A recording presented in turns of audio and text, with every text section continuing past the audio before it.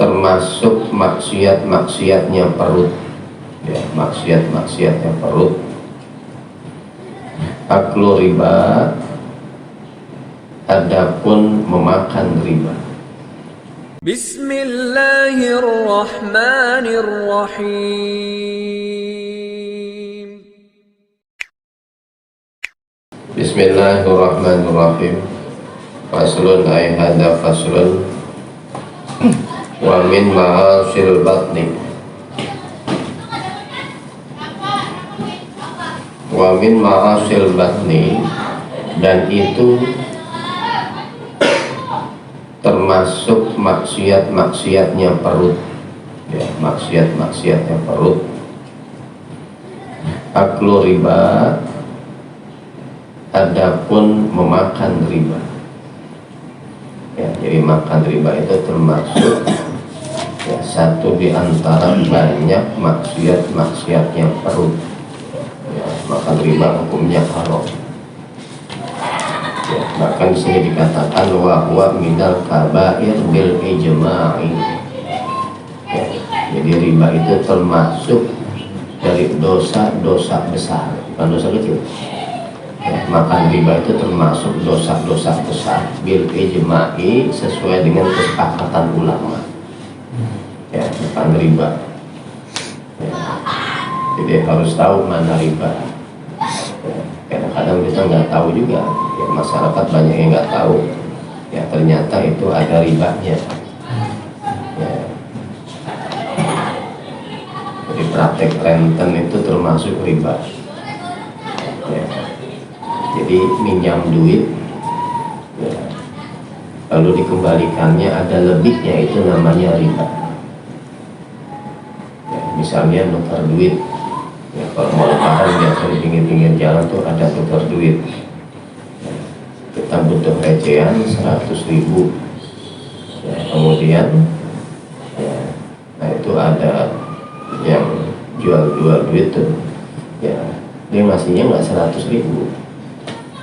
Ya, dia ngasihnya paling 90.000 atau 95.000. Ya, jadi ada lebihannya, itu namanya riba, termasuk riba. Ya, termasuk riba. Ya. Jadi kalau mau nuker duit harus sesuai. Ya. Kalau yang sejenis ya harus sesuai. Rupiah sama rupiah. Ya. Jadi kalau 1 juta ya nukernya harus 1 juta. Jangan dikurangin, jangan dilebihin. Kalau dikurangin dan lebihin jadi riba.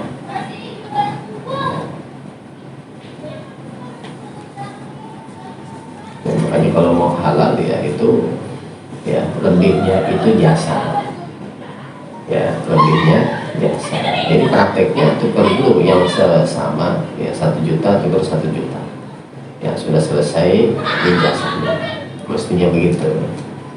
Ya, tapi kalau langsung ya 100.000 ditukar 95.000 jadi riba. Ya jadi riba.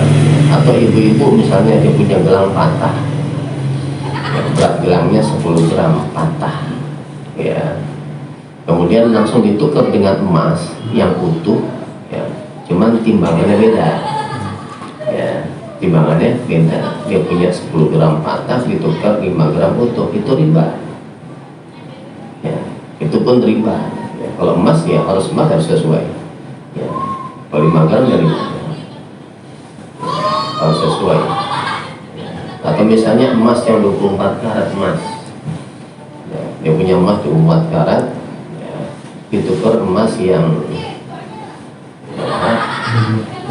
22 misalnya, 22, ya emang harganya beda, ya, tapi kalau mau ditukar emas dengan emas ya harus beratnya sama, ya, harus beratnya sama, karena langsung nuker emas dengan emas. Ya, kalau emas juga dengan emas yang 24 karat, ya, beratnya 5 gram, ya, lalu ditukar dengan emas yang 22 karat beratnya 7 gram, 2 gramnya jadi riba. Ya, mestinya kalau mau ditukar jual dulu, ya, dijadiin duit dulu. Kalau dia pengen emas yang 7 gram tuh yang 22 karat baru beli. Ya, jadi prakteknya kayak begitu. Ya, karena mau gampang aja, mau praktis aja, akhirnya jadi riba. Akhirnya jadi riba. Ya, jadi riba termasuk dosa besar. Ya, sepakat ulama mengatakan riba termasuk dosa besar. Ya, atau bunga bank yang konvensional itu ada bunganya tuh riba juga tuh. Ya, termasuk riba. Ya, atau minjem di bank. Sekarang ada apa namanya, pinjol, itu riba semua, itu haram, dosa besar. Ya, haram, dosa besar. Ya, memang pinjam meminjam itu dibolehkan, ya, tapi jangan dilebihin. Kenapa? Karena yang minjam itu butuh, dia nggak punya duit, makanya dia minjam.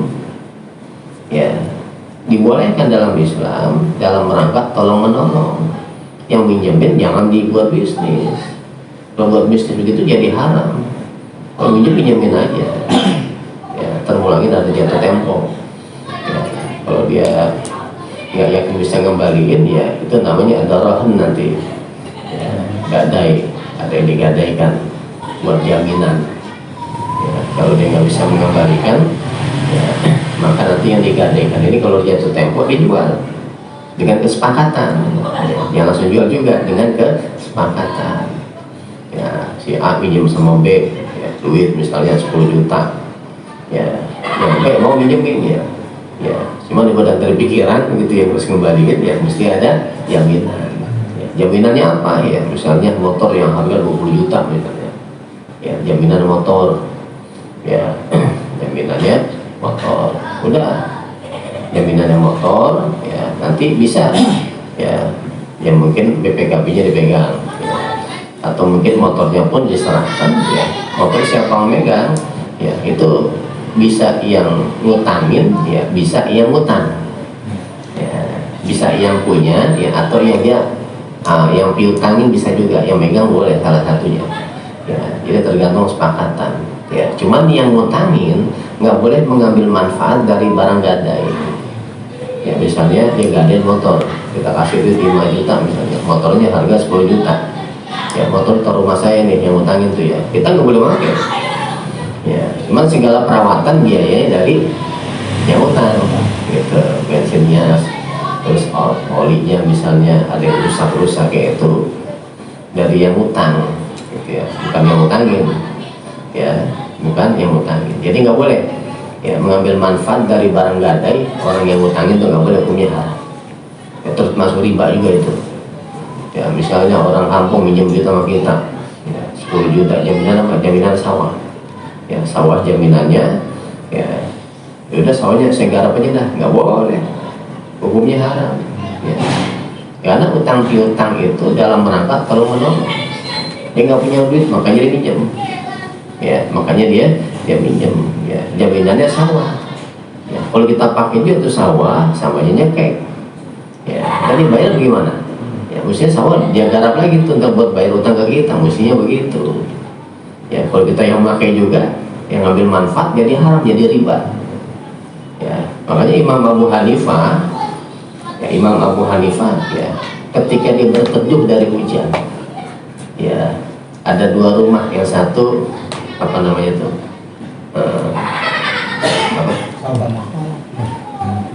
iya yang di samping atap, ya atap dikit tuh, ya namanya apa? Talang gitu ya, talang air tuh ya. Dan duduk di situ, talang yang agak kecil, cipratan tuh. Padahal di samping rumah ada talang yang agak panjang. Kemudian ditanya, ya Syekh, ya, kenapa yang di talang yang kecil jadi kecipratan? Kan ini yang ini talangnya jadi bebas tuh, nggak kena banjir, nggak kena cipratan. Ya, kata Imam Abu Hanifah, ya itu yang rumahnya talangnya lebar, dia punya utang sama saya. Ya, jadi kalau saya teduh di situ, saya aja saya ngambil manfaat tuh, jadi riba ntar. Hati-hatinya. Ya, jadi nggak cuma duit doang. Ya, misalnya ada teman minjem duit 50.000, ya, pinjam 50.000, ya, ntar 2.000 balikin. Ya udah boleh kasih, ya, cuman pijetin dulu, ya. Kita pijetin jadi riba tuh. Ya, pijetin jadi haram. Ya, jadi kan mau nggak mau dipijetin, ya. Ya kalau nggak dikasih kan, gitu, pijetin aja dah. Ya, itu jadi riba itu, jadi haram, nggak boleh. Ya, ya jangan yang minta pijit sama yang utang kita ya. Ya, yang minta pijit sama yang utang sama kita. Jadi riba itu nggak boleh, walaupun cuman jasa pijat ya haram, ya pijat itu jadi haram, ya dosa, ya kan pijat doang, dosanya di mana? Ya emang begitu, hukum begitu. Ya, jadi harus paham riba. Kita bicara riba itu bisa seminggu. Ya, kalau ngomong masalah riba banyak dengan penjelasannya, dengan yang bermunculan, ya, yang bermunculan. Lalu wal maksud dan pajak, ya, artinya pajak yang tidak sesuai,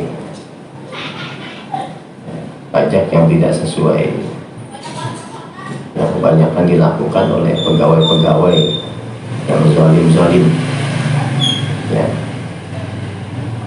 Ya, kalau pajak buat negara wajib kita ngasih, ya, pajak-pajak liar gitu, yang nggak jelas tuh, nah, itu termasuk ya dosa-dosa perut. Ya, termasuk dosa perut.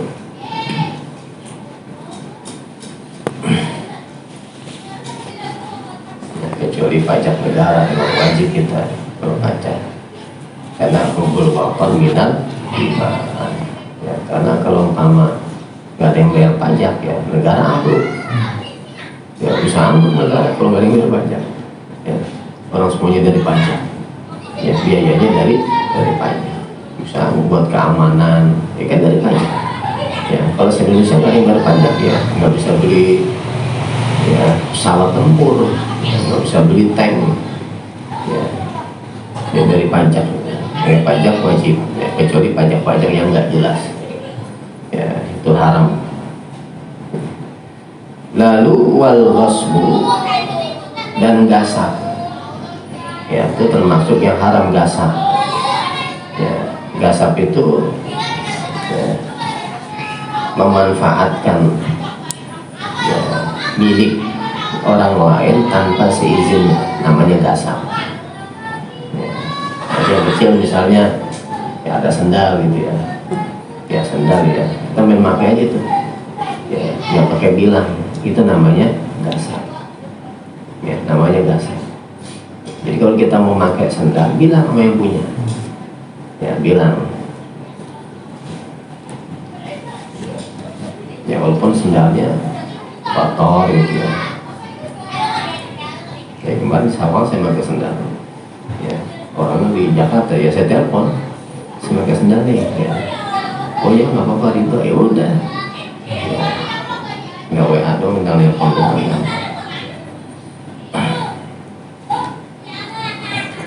Gasap ya.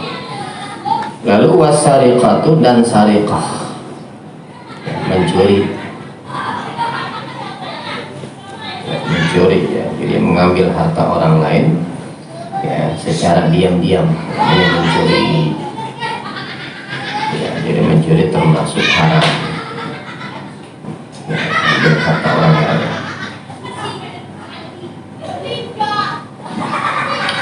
Wa kullu ma'khuzin, dan setiap yang diambil bi muamalatin, dengan muamalah,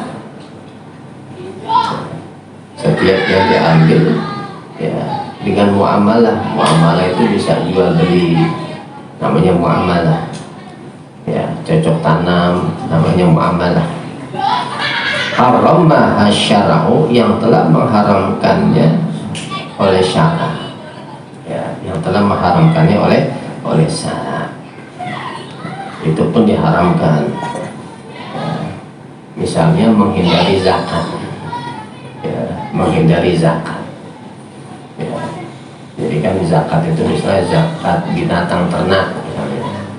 Ya, zakat binatang ternak kalau kambing itu ya, itu kalau ada 40 ekor kambing ya, itu dalam 1 tahun ya dia wajib mengeluarkan zakat. Itu pun kambing yang digembala, bukan kambing yang ada di kandang. Ya kalau dikandangin walaupun 1000 ekor nggak ada zakatnya dia. Biar kambing 1000 ekor nggak ada zakatnya. Tapi kambing yang digembala, ya kambing yang dilepas, ya, terus makannya ya, ya, di tempat-tempat yang tidak diharamkan, ya misalnya tanah negara, di hutan, di padang rumput, ya yang pemilik negara boleh itu digembala tuh. Nah kambing yang digembala ya kalau mencapai 40 ekor ya maka ada zakatnya ya, setiap tahun 1 ekor kambing ya, jadi ada nisabnya 40 ekor, batasan jumlah kambingnya ada haul setahun. Mulai kapan dia miara? 1 Januari, maka tahun depan 1 Januari itu udah bayar zakat ya, kalau ada 40 ekor ya. Ternyata diakalin ada 40 ekor nih gitu ya, udah mau bulan Januari nih, udah Desember akhir ya, besok nih gimana caranya nih biar nggak kena zakat nih? Udah kambingnya saya kasih istri aja dah gitu ya, istri nih saya kasih kambing 1 gitu ya, 39 kena zakat nggak? Enggak ya, makanya diakal-akalin ya, diakal-akalin ya, setelah udah lewat minta itu kambing ya, itu namanya helah no. Ya, emang secara syariat dia nggak wajib zakat, nggak bayar zakat secara syariat ya, tapi bandel gitu ya, bandelnya dia menghindari dari zakat. Kata Nabi, orang yang semacam ini emang nggak masuk neraka ya, tapi nanti dimasukin ke pancinya masukin neraka orangnya nggak masuk neraka ya, tapi orang ini nanti dimasukin pancinya dimasukin neraka, namanya helah ya. Jadi helah nggak cuma di situ doang, banyak. Jadi menghindar ya, biar kita nggak wajib, namanya helah ya, namanya helah, nggak boleh menghindar ya. Mudah-mudahan kita termasuk orang yang wajib zakat, begitu mestinya. Berarti kan orang kaya ya, yang wajib zakat siapa? Orang kaya, mestinya begitu, jangan menghindar ya. Kalau menghindar berarti mau miskin terus. Kita berdoa mudah-mudahan jadi orang yang wajib zakat mestinya gitu ya. Tapi ketika diwajibkan ya kasih gitu ya, jangan pengen doang. Wa syurbul khamri, dan meminum khamr ya, minuman keras ya, itu termasuk ya maksiat perut ya, minuman keras hukumnya haram ya. Memang dosa minuman keras itu di bawahnya zina, di bawahnya membunuh ya, tapi banyak sekali yang menyebabkan orang zina, yang menyebabkan pembunuhan tuh sebab minuman keras ya. Wahadus syaribi, adapun hadnya orang yang minuman keras ya, hadnya ya, arba'una jaldatan, itu 40 cambukan ya, lil hurri, bagi orang yang merdeka ya. Nah ini kalau seumpama ya, seumpama sudah sampai ke pengadilan ya. Ya, jadi segala maksiat itu ada anunya, ada hukumannya ya, maksiat dosa yang gede kayak mencuri ya, sudah lebih dari batasan ya, potong tangan ya, itu potong tangan kalau sudah sampai di pengadilan. Minuman keras gitu juga ya, atau berzina ya, ada zina muhsan, zina ghairu muhsan ya, orang yang sudah menikah berzina ya, itu hukumnya apa? Dirajam sampai mati. Itu kalau sudah sampai ke pengadilan ya. Ya, tapi kalau belum sampai ke pengadilan ya, maka kita disunahkan untuk menyembunyikan, bahkan wajib ya, menyembunyikan dosa-dosa kita kembali kepada Allah ya. Jangan justru dicerita-ceritain ya, habis berbuat maksiat malam-malam pagi ceritain ya, sore berbuat maksiat malam ceritain lagi. Jangan ya, taubat kepada Allah, sembunyiin untuk kemaksiatan kita walaupun dosa besar ya, walaupun dosa besar terutama zina ya, itu ada sembunyikan ya. Nanti kalau umpama anaknya perempuan dari hasil zina ya, itu bapaknya ya, kalau hukum-hukum yang biasa itu nggak bisa jadi wali ya, nggak sah, wali hakim ya. Kalau bapaknya ada langsung wali hakim kan ketahuan masyarakat. Ya, ketahuan. Ada ilmunya lagi. Ya, ada ilmunya lagi. Biar bapaknya ya walaupun hasil zina dia bisa menikahkan, ya, dan nggak ketahuan, ya, itu ada namanya wali tahkim, muhakam. Itu banyak yang mengerti itu. Ya, banyak yang nggak ngerti. Karena dia taunya cuma bapaknya, ya, bapaknya nggak bisa jadi wali anaknya, ya, akhirnya diserahkan ke penghulu, ya, ke hakim, ya, dinikahkan, akhirnya pada tahu, ya, pada tahu, ya. Jadi yang pertama itu harus disembunyikan dulu, ya, semaksimal mungkin nggak ada yang tahu, ya, nggak ada yang tahu mau pasangannya kayak, ya, mau siapapun, ya, kalau yang tahu dia doang ya udah, ya, jangan ada yang tahu. Itu yang wajib itu dulu, ya, karena ntar bisa rusak kemana-mana, ya, ya, ada pun ntar yang jadi walinya siapa ntar ngomong aja, gitu. Pasti ada jalan keluarnya. Itu sering gitu datang ke rumah, ya, mau ke KUA katanya ini cerita gini, oh jangan sih bilang, ya. Saya kasih tahu ilmunya begini, udah aman, ya, ya, nikah dia, ya, suaminya juga nggak tahu, ya, jadi aman, disembunyikan udah, ya, nikahnya sah, ya, nggak ada yang tahu kan aman, enak begitu, ya, kalau ada ilmu begitu, kalau ilmunya pas-pasan udah, tadinya orang nggak tahu jadi pada tahu, ya, jadi pada tahu, ya. Suaminya udah nikah, tadinya suaminya tahu, ya, akhirnya berantem lagi, ya, ada masalah juga gara-gara ini katanya, udah hancur semua, ya, jadi semua kayak ilmu.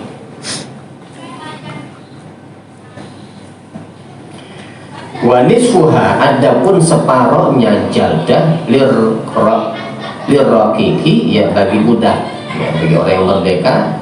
Minuman keras, ya, kalau sudah sampai ke pengadilan tapi, ya, itu 40 kali cambukan. Kalau budak, ya, itu separohnya, berarti cuma 20. Walil imami, dan bagi imam yang pemimpin, ya, aziyadatu, adapun lebih, takziran apanya, hukumannya, ya, bahkan sampai 80 kalau imam, ya, jadi imam, jadi pejabat, ya, ternyata dia minuman keras, ya, hukumnya lebih tuh, ya, lebih, ya, karena kan dia bercontoh, ya, kalau imam merusak, rakyat merusak, imam bagus, rakyat bagus, ya, buat contoh malah merusak, malah merusak semua, makanya hukumannya lebih berat, ya. Wa minha, dan itu diantara ma'asil batni aklu kulli muskirin, adapun memakan setiap yang memabukkan, ya, Rasulullah bersabda kulli muskirin haramun, setiap yang memabukkan itu hukumnya haram, ya, qaliluhu wa katsiruhu haramun, sedikit banyak haram, ya, sedikit banyak walaupun sedikit haram juga, ya, apalagi banyak. Wa kullu najisin, ya, atau wa kulli najisin, dan setiap yang najis, ya, makan yang najis, makan bangkai itu haram hukumnya, termasuk maksiat perut, ya, makan yang najis, ya, udah pernah diterangkan tuh bangkai apa aja, yang najis-najis apa aja udah pernah diterangkan. Wa mustakzarin, dan yang menjijikan, ya, wa mustakzarin, dan yang menjijikan, menurut tradisi jijik, ya, kita makan juga hukumnya haram, ya, belatung jijik haram.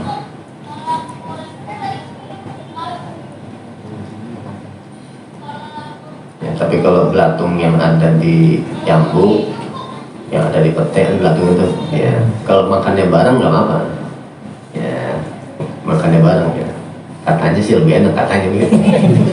Ya. Kalau makannya bareng sama jambunya sama petenya nggak apa-apa, ya, gitu. Tapi kalau dipisahin di piring itu sampai 30 biji juga kan haram hukumnya. Ya, karena tradisinya adatnya menjijikkan. Ya, kan kalau jamu ada racunnya dimakan ya. Ya, kalau yang doyan kan ada dia nyari yang busuk lagi. Ya. Lalu wa aklu malil yatimi, dan memakan harta yatim. Ya, memakan harta yatim. Nah, kata Allah, innal ladzina ya'kuluna amwalal yatama zulman. Ya, sesungguhnya orang-orang yang memakan hartanya anak yatim dengan zalim. Ya, dengan zalim. Innama ya'kuluna fi butunihim naron. Hanya saja memakan oleh mereka ya, yang di dalam perutnya itu terdapat api neraka.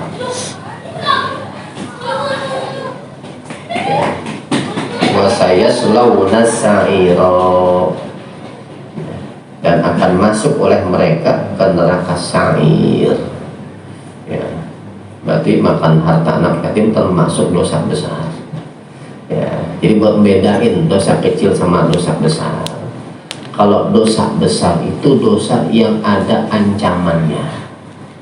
Ya, yang ada ancamannya itu dosa besar, baik di dunia ataupun di akhirat. Baik di dua-duanya yang ada ancaman dosa besar. Awil awqafi, atau ya wakaf ala khilafima, yang berbeda dengan sesuatu syarato yang mensyaratkan al-waqifu, orang yang mewakafkan. Ya, jadi memakan wakaf yang tidak sesuai dengan ya, syarat-syarat orang yang mewakafkan itu haram. Ya, ya misalnya ya ada orang mewakafkan tanah nih. Ya, saya wakafkan tanah. Ya, pokoknya yang tumbuh di situ boleh dimakan, nah itu boleh.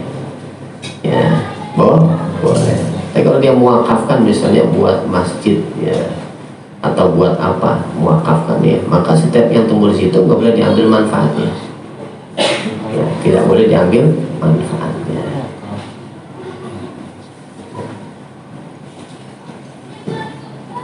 Ya, misalnya ada apa dalam madhab Syafi'i itu kalau ada tikar gitu, nah itu yang udah diwakafkan nggak boleh wakaf dibuat di masjid misalnya tikarnya, ya, nggak boleh keluar dari masjid. Ya, ada yang bikin arisan minjem tikar di masjid, haram hukumnya. Ya, nggak boleh karena wakaf. Ya, mending pinjam yang lainnya. Ya, jangan dari barang yang sudah diwakafkan, hukumnya haram. Ya, karena al-waqfu la yuba'u wa la yuhabu wa la yurasu. Ya, jadi wakaf itu nggak bisa dijual, nggak bisa dihibahkan, dan nggak bisa diwariskan wakaf itu. Ya, kecuali Imam Abu Hanifah. Ya, karena Imam Abu Hanifah berpendapat ya al-waqfu atiyatun mahdhatun.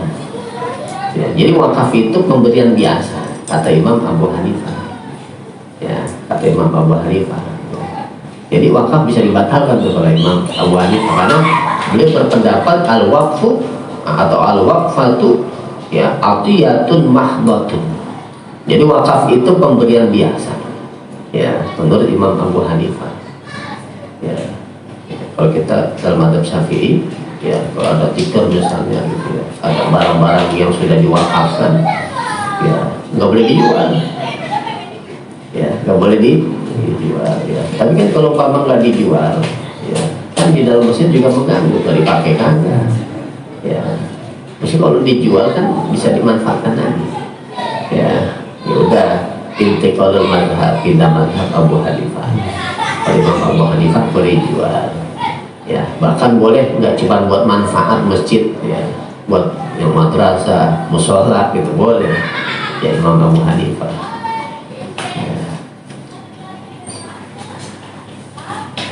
Apa boleh makin mendapat Imam Abu Hanifah? Ya boleh aja, orang imam besar juga ulama besar juga boleh, ya, boleh, ya.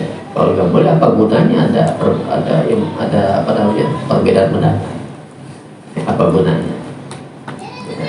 Terkadang suatu ketika kita kadang mesti pakai pendapat dia, kadang-kadang. Ya, pernah ada di Jawa Timur ada orang yang mewakafkan tanah senilai 60 miliar di orang kaya. Ya, dia pengusaha. Habis dia mewakafkan, dalam perjalanannya usahanya bangkrut. Habis-habisan. Ya, habis-habisan. Ya, karena itu tanah walaupun sudah diwakafkan tapi belum digunakan, ya diambil lagi mau dijual. Ya, mau dijual. Ya, karena haram sebetulnya. Karena dia sudah ikrar wakaf. Ya. Lalu kemudian ada yang mau beli. Ya, ternyata yang mau beli ini orang Nasrani. Ya, dengan mau dibikin gereja. Ya, mau dibikin gereja orang Nasrani.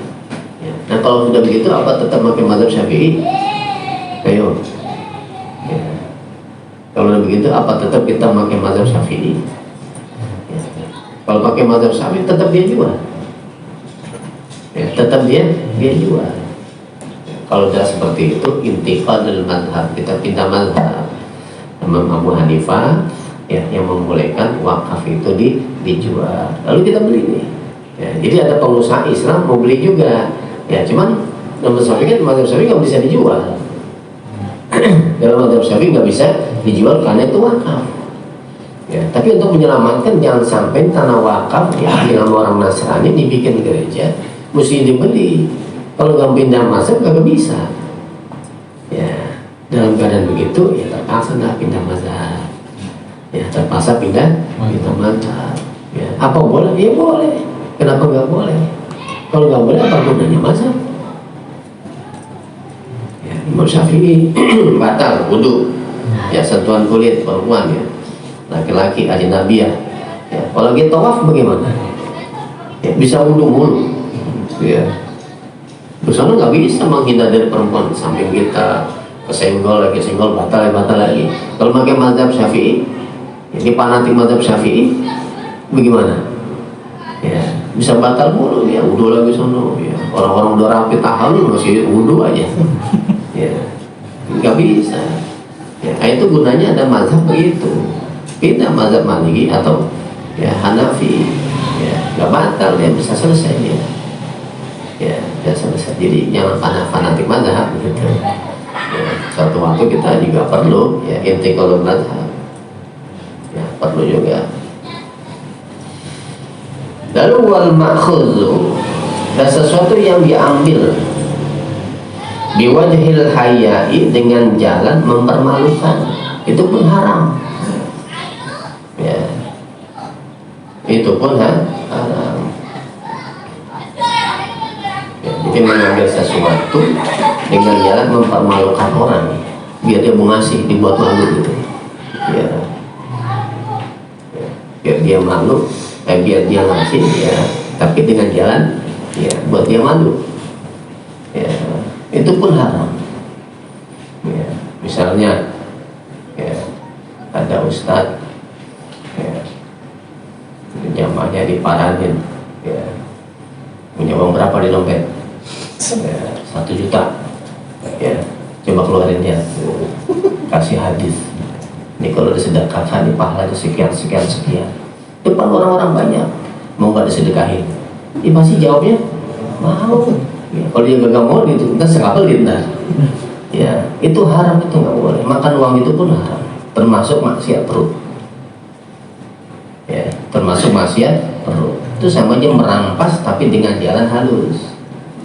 Ya, dengan jalan halus. Ya. Jadi nggak begitu. Faslun wallahu a'lam.